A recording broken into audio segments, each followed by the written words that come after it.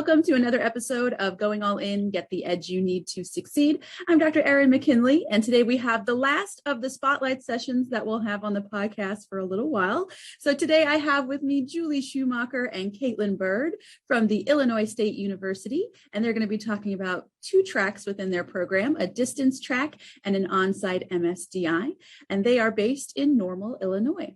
Check it out.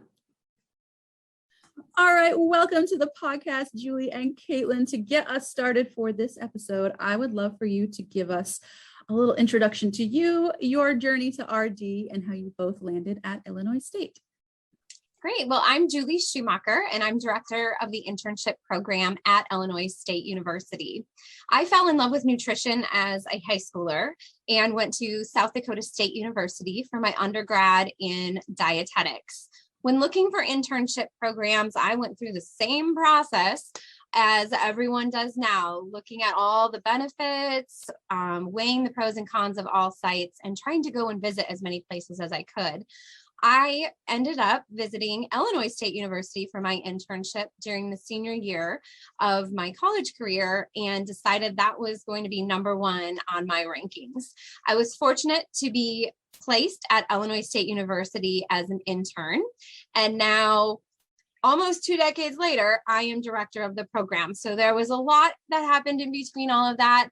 I've worked at 2 different hospitals in the clinical setting and really fell in love with teaching. And so I'm so glad to be back at Illinois State University, giving back to the internship program.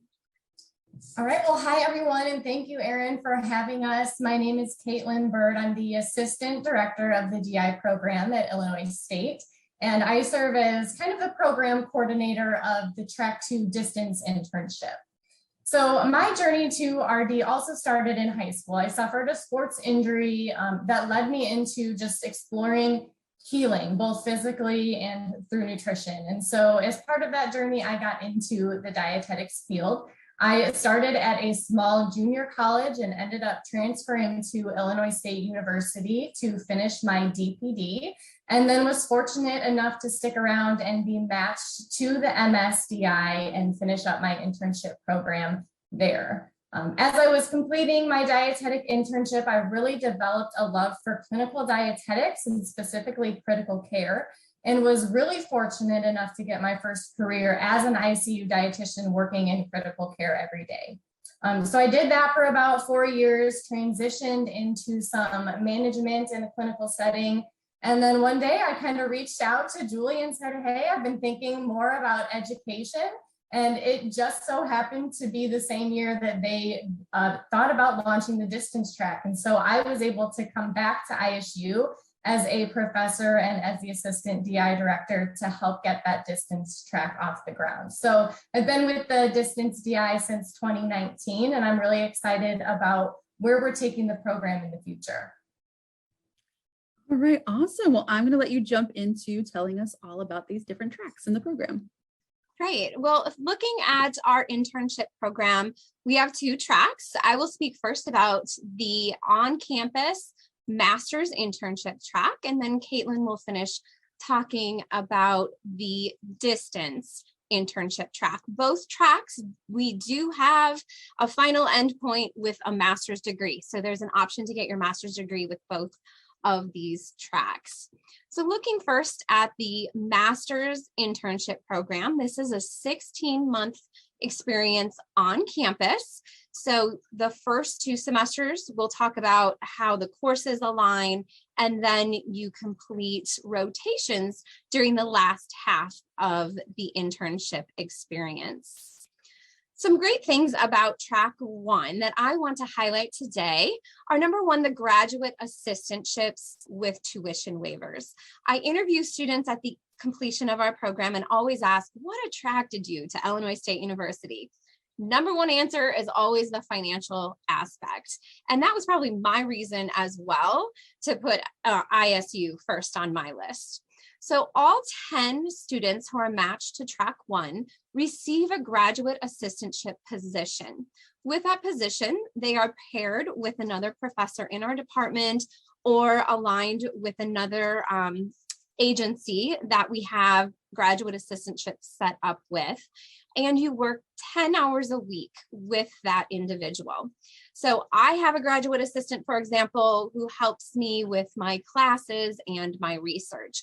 We also have some graduate assistant positions in our department that work in our foods lab. And so they help with the undergrad foods classes, food science class, and overall management of our state-of-the-art foods lab that we have. 10 hours a week equates to 2 bonuses. Number one, you get a stipend, and it is a little over $500 a month for working 10 hours a week from August through May. And probably a bigger benefit is your tuition is covered the first fall, spring, and summer semesters. So all you have left to pay for is that last fall semester and fees during those other semesters. So it definitely helps make the program cost efficient. Another item that we have as a feature of our Track 1 is a mentorship program. And this is true of Track 2 as well, I should state. But the mentorship program, we have DPD students at Illinois State University, and we pair interns up with them. We also, because MSDI program is 1.5 years, we'll have first year and second year interns on campus at the same time. So we like to have that peer support of our interns and develop those leadership skills among the students. And in 16 months, it really goes fast. We have an option of both a thesis and a non-thesis track to get you to that master's degree. So I'll talk about those courses and that pathway in an upcoming slide. And here we go. So with the sequence of courses, I think it's always great to have that plan. How are we going to get from point A to B with that master's degree and all your supervised practice? And we have things well laid out for you with some electives as well. So you can make this your passion with those elective areas as well. We have 2 core classes, and what you're looking at right now is our thesis option. All students in our department take a stats and a research methods graduate class. So those are those core classes. You also take an advanced nutrition class and an advanced M&T class, really getting you prepared for those clinical rotations. And then there's opportunity for an elective course. And then you start your thesis work. So you will take 3 semesters of thesis credits working on a project that you are passionate about. And that's the great thing about the core research methods class is you can set yourself up to be ready to take on that thesis project and work with a professor in the department to do so. The seminar class that you see listed, you'll take in the spring and then the last fall semester. The seminar class provides opportunity for you to experience things that you might not experience at rotations, but we want all interns to have. Looking at the non-thesis option, again, there's the core classes, advanced nutrition, advanced M&T. You do have an extra elective. So there'll be 2 elective classes, which I'll talk about in an upcoming slide. And the other item I wanted to mention here is the supervised practice that you take in the summer and the fall. That is you getting and earning graduate credit for doing your rotations. Elective options are really varied, and I encourage students to follow their passion when selecting which additional course or courses to take. I have a few listed on this slide. There's an early childhood education class, so how to teach kids about nutrition. There's several kinesiology classes available, such as advanced nutrition and metabolism. And then there's a sports nutrition class and an advanced nutrition support class that really will get you ready for those clinical rotations. So there's opportunities in our department, kinesiology department, health sciences, and the Department of Agriculture, depending on where your interests are. Rotations, likely no matter what internship you go to, you'll have food service, community, and clinical. And so we set up the rotations for the MSDI track. So I have you paired with preceptors who have been with our program for over 20 years. And if they've retired, their site has taken on that duty of being a rotation site. So they are so passionate about having interns at their site. I now travel to these sites, visit students, and oftentimes our alums are preceptors in our program. So I really think preceptors are such a strength of our program, and we've developed some great relationships with these sites. Students will go to community rotations, food service, hospital, or school food service, and then a hospital as well. I mentioned that graduate seminar class, and you do earn credits for the graduate seminar class and also some supervised practice hours as alternative hours, because we're doing case studies, role playing, different online modules, workshops to give you that exposure in maybe renal, peds, sports, all unique areas of nutrition that we would like all our interns to experience. And I'm going to pass it over to Kaitlin. All right, so I am going to provide the program overview for the distance track 2 of our internship program. So our distance track is a 9-month experience, and we offer the internship in conjunction with a 12-credit graduate certificate. So we do match in the spring, and our program then runs from the subsequent mid-August to early May of the following year. Some of the features that I want to highlight about the distance program are the geographic flexibility. So as a student in our program in the distance track, you have the ability to establish your supervised practice schedule anywhere in the United States, which can be really exciting, especially if you're a student who isn't quite sure where they want to practice yet.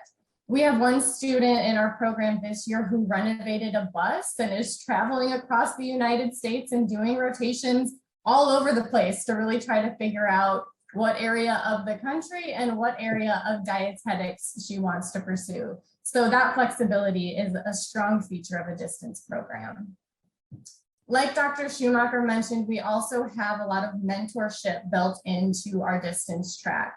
The way that we set it up in track 2 is that in April, as soon as you match to our program, you will be paired with a peer from our previous cohort who can help you troubleshoot different things about your supervised practice schedule, help you in reaching out to preceptors and finalizing some of those supervised practice details. Through that mentorship, you have a partner in the process, and we hope that that helps students feel very prepared when they start their rotations in August. We also have the opportunity now and a pathway to continue your education here at ISU if you want to take that graduate certificate and turn it into a Master's of Science in Nutrition. And I'll speak a little bit more about that course sequence in a few slides. Just like all distance and dietetic internships, we do have rotations in community, food service, and clinical. We're slightly stronger with a few more hours in the clinical area. And then we have that graduate seminar course, which, like Dr. Schumacher mentioned, has role-playing, case studies, and other activities to help make sure that we cover all areas of dietetics. You'll find on our program's website a document titled The Minimum Site Requirements, which really gets into the nitty-gritty of what qualifies as a community site or a food service site. So I'll provide a brief overview here. For community nutrition, students will need to secure sites for 320 hours. Only one site is required, and they would offer experiences like motivational interviewing, individual and group counseling, as well as program evaluation. For food service, 320 hours, just like community, except for we require 2 different sites for this practice area. One food service site is going to be in the healthcare area, so an acute care hospital, long-term care, and the second site is going to be in a school nutrition setting. And then finally, clinical, I mentioned, is a little bit heavier, so 400 hours. Only one site is required, and we do, again, have minimum site requirements that need to be met to ensure that the facility you're looking at is appropriate. Things like an average daily census of 50, at least one dietitian on staff, and accredited by one of our approved agencies. I did want to take just a second to talk a little bit about preceptor recruitment, because we do find that with distance programs, having to set up that supervised practice schedule yourself can be one of the challenges. So we certainly do encourage students ahead of the match to explore the precepting resources in your area. If you're in a geographic location that doesn't have a lot of hospitals or a lot of practicing dietitians, you may want to explore the feasibility of completing that supervised practice in a different area to ensure that you can design a robust supervised practice schedule that meets our site requirements. We strongly encourage students in their undergraduate studies to be connected with the dietetics community, be involved in local chapters of the Academy of Nutrition and Dietetics, be in registered student organizations, all to help you network with local dietitians to help put feelers out for future rotations. Once you are matched to Illinois State's program, we do have other recruitment tools such as, sample letters, our preceptor pool or preceptor database, which outlines all of the facilities across the nation where Illinois State is currently affiliated. And we also offer a lot of faculty support to help you design, again, a very robust supervised practice schedule that's going to prepare you for that RD exam. And then one last tip from my type A personality is to be organized when you are reaching out to prospective preceptors. Keep an Excel file and make a long list of anyone who would qualify for a community or a clinical rotation. Keep track of when you reach out to those people and know when to follow up. Something unique about our distance program here at Illinois State is that we have a delayed deadline for securing your rotations. So a lot of distance programs will have you submit commitment letters or drafts of your supervised practice schedule with your DICAS application in February. We don't actually require any documentation until June 1st.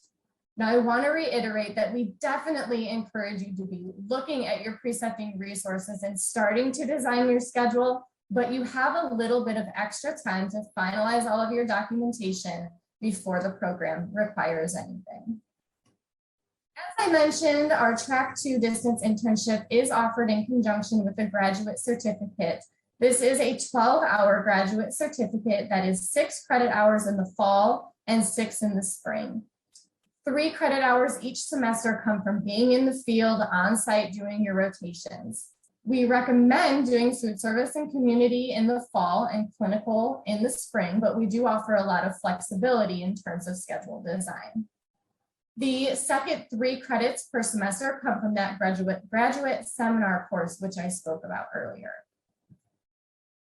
So just to highlight quickly a couple added benefits of doing a distance learning program like the one at ISU, we do offer in-state tuition for the 12 credits of that graduate certificate, which is a really nice financial benefit.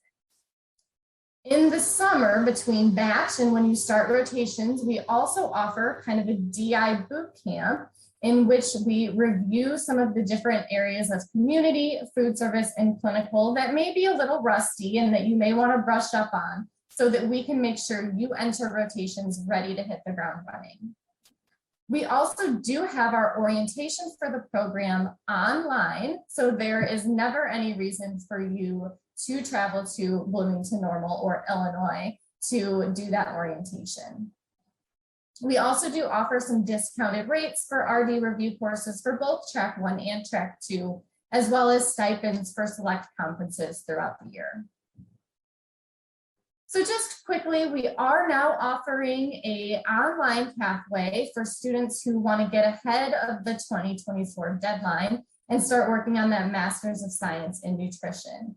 And so with our distance program, you can accomplish that MS in nutrition by adding 2 classes in the fall, 2 classes in the spring, and 2 classes in the summer to graduate with that master's degree in as little as 1 extra summer semester.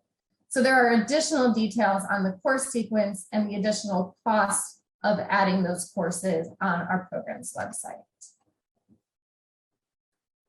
We are founded in leadership here at Illinois State. In fact, as an alumni of the program, Our leadership concentration was always my favorite part. I felt like it really prepared me for my career in management. We have different projects with our programs, such as social media, working with the sports nutrition dietitianist on staff, running a community garden. So even though we don't have this quote unquote concentration any longer, we've always had this framework in leadership and plan to continue to instill values of leadership in our students. The steps to apply to our program are going to be to complete your DICAS application by the February 15th deadline. You'll also register for D&D Digital, and please note that our programs have 2 different codes. So if you are applying to both track 1 and track 2, make sure you rank those codes separately. And then finally, paying our application fee, which can be done on our program's website. All right, thank you for that overview. I'm going to jump right into the 5 questions that I ask all the programs that come on the podcast. And these questions were put together with the help of my students to make sure I was asking the questions they really wanted to know the answers to. And so my first question is, what is one thing in particular that you just really love to see when you are reading an applicant's personal statement? Well, the personal statement, I believe, is the one thing that can make you stand out from everyone else on a DICAS application. Everyone is filling out all the lines of the DICAS application. So when it comes to the personal statement, I really like to see one's passion for the profession come out. So in doing that, you want to think about writing not just that you have experience in food service, but show. It's kind of that show and tell sort of writing. So I encourage students to have several people edit their personal statement to really bring that alive and allow the reader to be able to see that passion. I think the only thing that I would add, speaking from the distance program's perspective, is in a distance learning environment, we want to hear about what makes you a good fit for distance learning. And if there's going to be a silver lining of the pandemic, it's that everyone now has experience in that kind of distance learning format. So just speak to how that was a strength for you and how you can continue it moving forward. Right. Well, my next question is about resumes. So true or false, an applicant's resume should be 1 page and 1 page only. Either way, why? So Dr. Schumacher and I went back and forth about this because when I was going through school, a resume needed to be 1 page and that was it. But we kind of talked, and I think with such qualified applicants now doing such unique and cool things, 2 pages is great. If that gives us a good depiction of what you've been doing, we want to read all about it. All right, perfect. Well, my next question is my favorite question to ask directors. And so with this could be things that come up in contact before they apply, in their application, anything afterwards while you're trying to make your decision. Or what are some things that an applicant may do that might raise some red flags to where you might think this applicant might not be the best fit for our program? That is a great question. I think one really wants to think about professionalism in all of their communication with a program. That starts with emailing them, there's all this texting code out there. Don't write your emails like you are going to text your friend. And I have gotten those before. So it starts with that, but then thinking about the application and that personal statement. I mentioned before passion for the profession, and having your personal story of how you got into dietetics is always great to read, but there's a fine line of what is too much of personal information on that personal statement. Same is true for an interview as well. For example, I don't want to hear about the details of a divorce that you have had. So, and I've gotten that before as well. So thinking about what has led you to nutrition, it's great for us to read about, but sometimes those details don't need to be there. The other thing I can think of is if you do have an interview and it's a video interview with them, or even if you just have a meeting with the director to learn more about the program and it's on video, don't be in the parking lot in a car on your phone. Really think about your location, where you are, how you're dressed, and the background of what else they are seeing of where you are. All right, perfect. So what do you feel is one aspect of the program that really separates you from the competition? I think we both might state this about our own track here. I think one thing that makes us unique as a master's combined internship in that particular track is that financial piece, because it is around $8,000, if not less right now, to complete the whole 16-month program and to earn your master's and be ready to sit for that RD exam. And right now, looking at other markets for that master's degree, I think the financial aspect is very unique. I would add that we have a lot of great faculty support as well. So between Dr. Schumacher and myself, and we also have a program manager, Jessica, who are always willing to troubleshoot with students if they're trying to work through something with their courses or with rotations. And something specifically about our distance track, which I mentioned in the overview, is that delayed deadline of not having to submit your rotation schedule until June. All right, perfect. Well, my last question of the 5 is a 2-part question. So we'll tackle the first part. What would be the 3 best adjectives, and you can do descriptors or phrases, that you feel best describe your program overall? All right, I'm thinking about the program overall. Supportive is one adjective I would use. As Kaitlin mentioned about faculty and staff that we have, whether you're in track 1 or track 2, on campus or distance, you always have somebody to reach out to. And our faculty in the courses as well it's like a family almost. I get that as well from students. They say that about being in our program and in our department as well. So supportive is one adjective. Affordable, I'm going to say that again. It's definitely a great adjective to use. And then passionate. And I know I've stated passionate before for some other responses, but I think the faculty, the students, our alumni, as I mentioned, alumni are still engaged in our program as preceptors. So I think that passion for the profession, passion for the Illinois State University Dietetic Internship is really strong with all of our constituents.